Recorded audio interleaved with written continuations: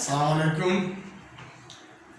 আমি মোহাম্মদ আব্দুর রহিম, সিরাজপুর উচ্চ বিদ্যালয় অনলাইন ক্লাসের পক্ষ থেকে সকল শিক্ষার্থীকে আজকের এই অনলাইন ক্লাসে সুস্বাগতম।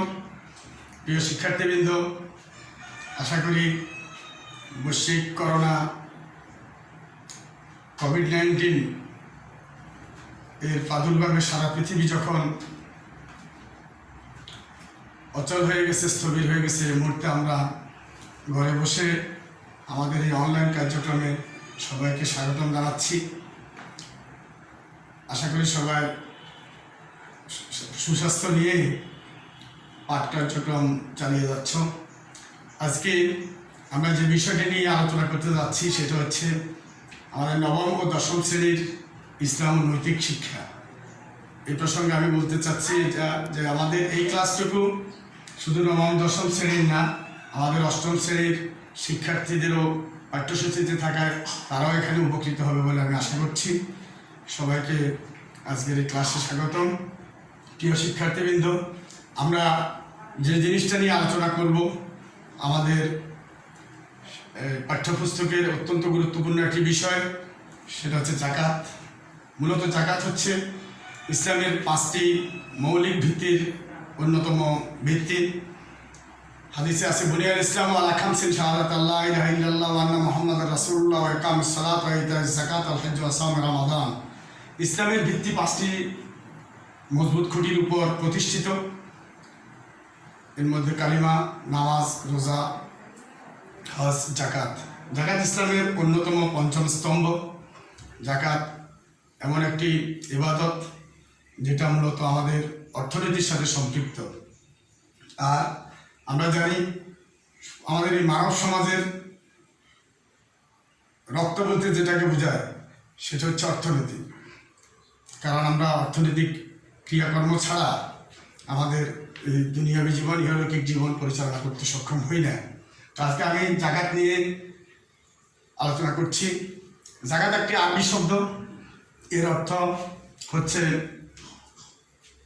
পবিত্রতা, বৃদ্ধি পাওয়া, কল্যাণমণ্ডিত হওয়া।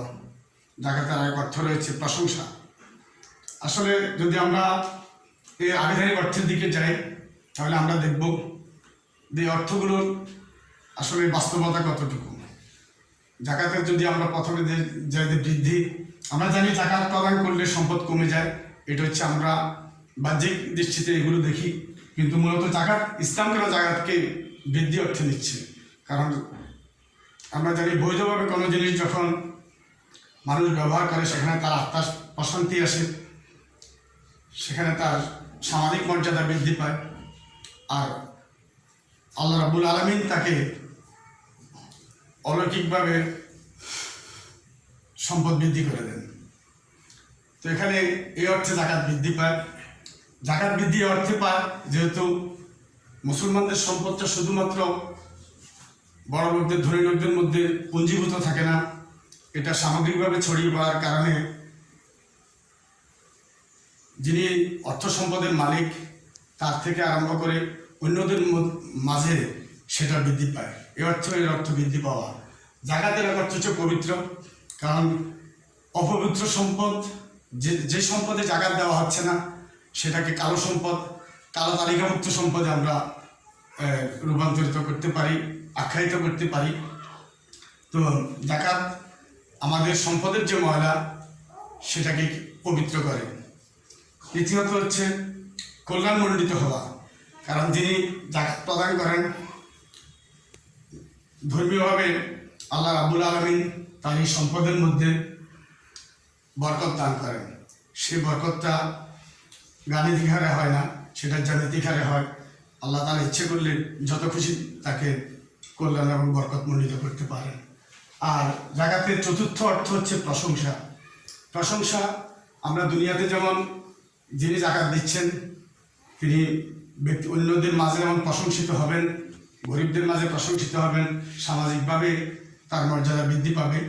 অপরদিকে আল্লাহ রাব্বুল আলামিন বান্দা হিসেবে তাকে একটা প্রশংসিত বান্দা হিসেবে কবুল করবেন। এখন আমি জাকাতের পারিভাষিক অর্থের দিকে যাচ্ছি। এ তো হচ্ছে জাকাতের আবিধানিক এবং আক্ষরিক অর্থ। জাকাতের পারিভাষিক অর্থ হচ্ছে মুসলমানদের সম্পদের নিসাব পরিমাণ সম্পদের একটা অংশ বছরান্তে 8টি শ্রেণী যারা আছে তাদের মাঝে বিলিয়ে দেওয়া, এর নামই হচ্ছে জাকাত। কোরআন শরীফে যত জায়গাতে আল্লাহ তাআলা নামাজের কথা বলেছেন, আল্লাহ বলেছেন আকিমুস সালাত ওয়া আতুজ যাকাত, তোমরা নামাজ প্রতিষ্ঠা করো, ওয়া আতুজ যাকাত, যাকাত প্রদান করো। আমরা নামাজটাকে যেমন ইবাদত হিসাবে, শারীরিক ইবাদত হিসাবে গুরুত্ব দিচ্ছি, তেমনিভাবে আর্থিক ইবাদত হিসাবে আমাদের জাকাতের প্রতিও গুরুত্ব দেওয়া উচিত। জাকাতের ব্যাপারে কোরআন শরীফে বিভিন্নভাবে আল্লাহ তাআলা বলেছেন লেকাইলা ইয়াকুনু দাওলাতাম বাইনাল আগনিয়াই মিনহুম, জাকাত ফরজ হওয়ার অন্যতম উদ্দেশ্য হচ্ছে মুসলমানদের সম্পদ যেন একটা শ্রেণী কুক্ষিগত করে তাদের মধ্যে সারা জীবন আবর্তিত না হয়, বরং এটা সমাজের সর্বস্তরে একেবারে মুসলমানদের রুট লেভেলে পর্যন্ত যেন এই অর্থ পৌঁছে যায়, যার যার প্রয়োজন অনুযায়ী মানুষ যেন ব্যবহার করতে পারে। এখানে মূলত একটা বৈষম্যহীন অর্থনৈতিক ব্যবস্থা প্রতিষ্ঠার জন্য আল্লাহ তাআলা এটা ফরজ করেছেন। কেননা অন্যান্য সমাজে অন্যান্য ধর্মগুলো, ইসলামটা not only religion but only complete code of life, এটা একটা শুধু গতানুগতিক ধর্ম না, এটা একটা পরিপূর্ণ জীবন ব্যবস্থা। মানুষের দোলনা থেকে শুরু করে কবর পর্যন্ত, ব্যক্তি পরিবার সমাজ থেকে শুরু করে আন্তর্জাতিক জীবন পর্যন্ত মানব জীবনের এমন কোনো সমস্যা নেই যা ইসলাম সমাধান করেনি। আর অর্থনৈতিক সমস্যাটা মানুষের একটা মৌলিক এবং অত্যন্ত গুরুত্বপূর্ণ সমস্যা। এই সমস্যা দূরীকরণে মহান আল্লাহ রাব্বুল আলামিন, যিনি আমাদের স্রষ্টা, তিনি আমাদেরকে যে দিক নির্দেশনা দিয়েছেন, আমরা সেই দিক নির্দেশনা আলোকেই মূলত জাকাত প্রদান করি। তো এই জাকাতের ব্যাপারে না, যারা জাকাত দিচ্ছে না তাদের ব্যাপারে অনেক কঠোর হুঁশিয়ারি আছে। আল্লাহ রাব্বুল আলামিন বলেছেন যাদের উপর জাকাত ফরজ হয় আর যারা জাকাত দেয় না তাদেরকে রাসূল আপনি জাহান্নামের সুসংবাদ দিন। সুসংবাদ বলতে এখানে কঠিন দুঃসংবাদের কথাই বলা হয়েছে। তারপর বলা হয়েছে ইয়াউমা ইউহমা ফি নারি জাহান্নামা ফাতুকুয়া বিহা জিবাহুহুম ওয়া জুনুবুহুম ওয়া যুহুরুহুম হাযা মা কানাসতুম লিআনফুসিকুম ফাযুকু বিমা কুনতুম তাকনিজুন। সেদিন তাদেরকে বলা হবে, যারা জাকাত দেয় নাই বলা হবে যে এটা হচ্ছে তোমার সেই সম্পদ, সেই যে সম্পদের তুমি জাকাত দাও নাই, তাকে সেদিন সেটা দিয়ে তার পিঠে, কপালে, পাঁজরে সেই সম্পদকে ধাতব পদার্থে রূপান্তরিত করে তাকে জাহান্নামের কঠিন আগুনে মর্মন্তুদ শাস্তি দেওয়া হবে। তো আল্লাহ তাআলা সেই শাস্তি থেকে বাঁচার জন্য আমরা জাকাত প্রদান করা উচিত। জাকাতের ব্যাপারে রাসূল সাল্লাল্লাহু আলাইহি ওয়াসাল্লাম সবসময় আপোষহীন ছিলেন। রাসূল বলতেন যে যারা নামাজ এবং জাকাতের মধ্যে পার্থক্য করে তাদের ব্যাপারে রাসূল কঠোর হুঁশিয়ারি উচ্চারণ করেছেন। আমরা জানি 4 খলিফা, প্রত্যেক খলিফাই জাকাতের ব্যাপারে অত্যন্ত তৎপর এবং খড়গস্ত ছিলেন জাকাত অস্বীকারীদের ব্যাপারে। আমরা হযরত আবু বকর রাদিয়াল্লাহু তাআলা, যাকে আমরা খুব সহজ সরল খলিফা হিসাবে, খলিফারা সবাই ভালো ছিলেন গুণের দিক দিয়ে, কিন্তু তিনি অত্যন্ত সাদামাটা ছিলেন। কিন্তু জাকাত অস্বীকারীদের ব্যাপারে তিনি বলেছেন রাসূলের জামানায় যারা জাকাত দিত আর এখন যারা জাকাত দেবে না তাদের একটি বকরির বাচ্চা হলে সেটাও আমি তার কাছ থেকে আদায় করে নেব। আর বলা হয়েছে ফাওয়াইলুল লিল মুশরিকিন আল্লাযিনা লা ইউতুনাজ যাকাত, কোরআনে বলা হয়েছে ওই মুশরিকদের জন্য জাহান্নামের আযাব যারা জাকাত দেয় না। এখন প্রিয় শিক্ষার্থীবৃন্দ, আমরা আসলে জাকাত একটা ব্যাপক অধ্যায়। এটা আমাদের ইসলামী অর্থনীতির মেরুদণ্ড, ইসলামী অর্থনীতির প্রাণ। এই জাকাতের ব্যাপারে আমরা জাকাতটা কেন দিই, আর জাকাতের অর্থনৈতিক, সামাজিক, নৈতিক এবং ধর্মীয় গুরুত্ব কী? ধর্মীয় গুরুত্বের কথা আমি ইতিমধ্যে বলেই ফেলেছি। যেহেতু এটা আল্লাহর নির্দেশ, সেই জন্য আমাদেরকে দিতে হবে। পরকালীন কঠিন শাস্তির আযাব থেকে বাঁচতে গিয়ে আমাদেরকে জাকাত দিতে হবে। এরপরে সামাজিকভাবে জাকাতের গুরুত্ব হচ্ছে, ইসলামী সমাজ চায় না যে কেউ গাছতলায় কেউ 10 তলায় থাকুক। এই আকাশচুম্বী যে বৈষম্য, সেই বৈষম্যকে দূর করার জন্য মূলত জাকাত ব্যবস্থার প্রবর্তন। জাকাতের মাধ্যমে ইসলামী সমাজ সমস্ত বেকারত্বের মূলে কুঠারাঘাত করে। জাকাতের মাধ্যমে মূলত বেকারত্ব মুক্ত একটা শুদ্ধ সুখী ইসলামী সমাজ প্রতিষ্ঠিত করা সম্ভব হয়। এরপরে জাকাতের আরও যে বিষয়গুলো আছে, যেমন জাকাত সামাজিকভাবে মানুষের মর্যাদা বৃদ্ধি করে, সমাজের ধনী গরিবের মধ্যে একটা ভ্রাতৃত্বের বন্ধন সৃষ্টি করে। সমাজের ধনী যারা আছে তারা গরিবের সুখে দুঃখে তৎপর হতে পারে। একজন মানুষের কোটি কোটি টাকা আছে, সে একজন গরিবের বিয়ে, অন্যান্য অনুষ্ঠান, অর্থনৈতিক, শিক্ষা, চিকিৎসা, অন্ন, বস্ত্র, বাসস্থান, সামাজিক নিরাপত্তা, এই সকল বিষয়ে জাকাত ভূমিকা রাখতে পারে। আর যে ব্যক্তি জাকাত দেয় সে তার সাথে অধস্তন ব্যক্তি যারা আছে, যারা আছে গরিব অসহায় মানুষ আছে, তাদের মধ্যে একটা সম্পর্ক সৃষ্টি হয়। হাদিসে আছে আজ জাকাত কাল তারাতুল ইসলাম। আমি সে হাদিসটা লিখে দিচ্ছি।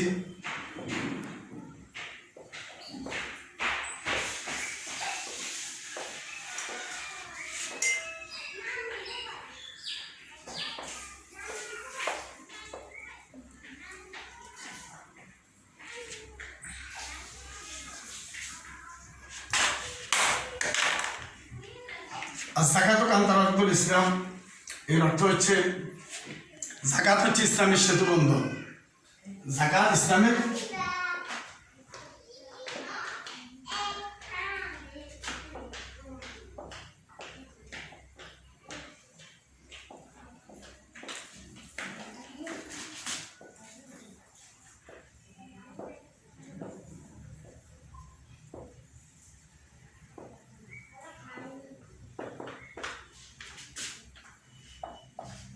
জাকাত ইসলামের সেতুবন্ধন। জাকাতকে কেন ইসলামের সেতুবন্ধন বলা হচ্ছে? আমরা জানি সেতুর একটা যদি খাল থাকে বা নদী থাকে, এপারের মানুষ ওপারের মানুষ থেকে বিচ্ছিন্ন থাকে। আমাদের ইসলামী অর্থনীতিতেও ধনী এবং দরিদ্র, আমাদের সমাজ ব্যবস্থায় ধনী এবং দরিদ্ররা দুইটা পাশাপাশি সমাজ, দুইটা পাশাপাশি হলেও ভিন্ন গ্রহের ভিন্ন জাতের সমাজ। এই সমস্ত সমাজের এই যে বৈষম্য, এই বৈষম্যের মূলে কুঠারাঘাত করে জাকাত ধনী এবং দরিদ্রের মাঝে একটা সেতুবন্ধন তৈরি করে দিয়েছে, যেন এপারের মানুষ এপারে, এপারের মানুষ ওপারে যেতে পারে। এই জাকাত ব্যবস্থার মাধ্যমে ধনীরা গরিবের খুব কাছাকাছি আসতে পারে, আবার গরিবেরাও ধনীর বিপদে আপদে, যখন ধনীর বাড়িতে যদি ডাকাত আসে, গরিব এসে দৌড়ে সেটাকে ঠেকায়। আবার গরিবের মেয়ের বিয়েতে যখন প্রয়োজন হয়, সেখানে ধনী গিয়ে সেখানে তাকে হেল্পফুল ভূমিকা পালন করে, সহায়ক ভূমিকা পালন করে। এই অর্থে জাকাত সেতুবন্ধন। তারপরে নৈতিকভাবেও জাকাত একটা মানবিক বিষয়। যদি আমরা জাকাত প্রদান না করি তাহলে মানবতা সেখানে গুলুণ্ঠিত হবে, কারণ আমরা মানুষ হিসাবে।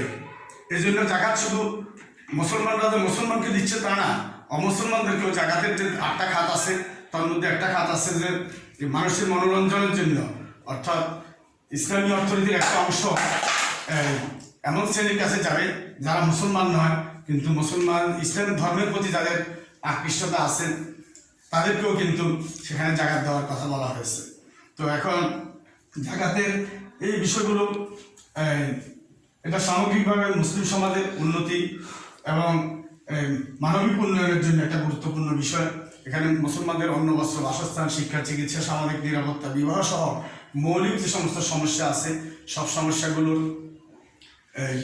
মূলে জাকাত কিন্তু একটা সহায়ক ভূমিকা পালন করে। তো জাকাতের এই বিষয়গুলো আমরা মাথায় রেখে আমরা জাকাত প্রদান করব।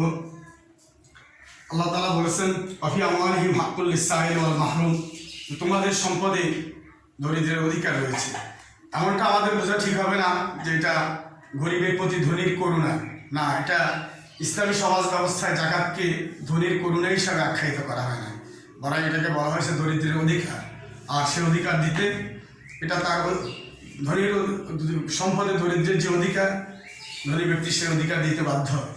আর ইসলামী রাষ্ট্র সেখানে তার থেকে রাষ্ট্রীয় ক্ষমতা প্রয়োগ করে হলেও জোর খাটিয়ে হলো সেটা নেওয়ার ক্ষমতা রাষ্ট্রকে দেওয়া হয়েছে। তো আমরা এখন জাকাতের আমাদের নেশাব যেটা, সেই নেশাবটা কি? নেশাব হচ্ছে 52.5 তোলা রূপা অথবা 7.5 তোলা স্বর্ণ অথবা সমপরিমাণ যে সম্পদ যাদের কাছে থাকবে, সেই সম্পদ যদি মানুষের যে মৌলিক যে সমস্ত কাজকর্মগুলো বিষয়গুলো আছে, সম্পদগুলো আছে, এগুলো বাদ দিয়ে মূলত জাকাত দিতে হবে। তো এই জাকাত আমরা শতকরা 2.5% বা 40 ভাগের 1 ভাগ মূল সম্পদের জাকাত দিবে। এবং জাকাত কাদেরকে দিতে হবে? জাকাত দিতে হবে মূলত ইন্নামাস সাদাকাতু লিল ফুকারাই ওয়াল মাসাকিন ওয়াল আমিলিনা আলাইহা ওয়াল মুআল্লাফাতি কুলুহুম ওয়া ফির রিকাব ওয়াল আমিলিনা আলাইহি ওয়াল গারিমিনা ফি সাবিলিল্লাহ ওয়া ইবনিস সাবিল।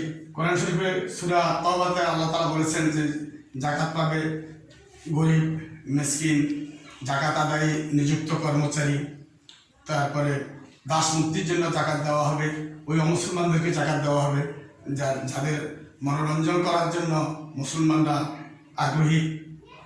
তারপরে জাকাত দেওয়া হবে যারা ইসলামকে প্রতিষ্ঠার জন্য দিনের খেদমত যারা করছে ওই জনগোষ্ঠীকেও জাকাত দেওয়া যাবে। আর ঋণগ্রস্ত ব্যক্তি সে যত বড় ধনী হোক না কেন সে জাকাত পাবে। মুসাফির বা ভ্রমণকারী, দূরে ভ্রমণকারী ব্যক্তি সেও জাকাত খেতে পারবে যদি সে তার নিজের এলাকা থেকে দূরে থাকে। ঋণগ্রস্ত ব্যক্তি তার যত টাকাই থাকুক, তার টাকার থেকে যদি ঋণের পরিমাণ বেশি হয় সেখানেও সে জাকাত খেতে পারবে। আর জাকাত কারা দিবে? জাকাত মূলত দিব জাকাত দেওয়ার জন্য, ফরজ হওয়ার জন্য যে শর্ত, সেই শর্তগুলোর মধ্যে 1 নম্বর হচ্ছে মুসলিম হওয়া, কারণ কোনো মুসলমানের উপর জাকাত ফরজ না। 2 নম্বর হচ্ছে বালেগ হওয়া, প্রাপ্তবয়স্ক ব্যক্তি না হলে তার উপরও জাকাত ফরজ না, অবশ্য প্রাপ্তবয়স্ক তাকে হতে হবে। এরপরে প্রাপ্তবয়স্ক হওয়া, মুসলিম হওয়া, বালেগ হওয়া, বিবেক সম্পন্ন বা আকলমান হওয়া, যাদেরকে আমরা বলি যে পাগল না হওয়া, পাগল মাতাল অচেতন এই জাতীয় ব্যক্তির উপর জাকাত ফরজ না।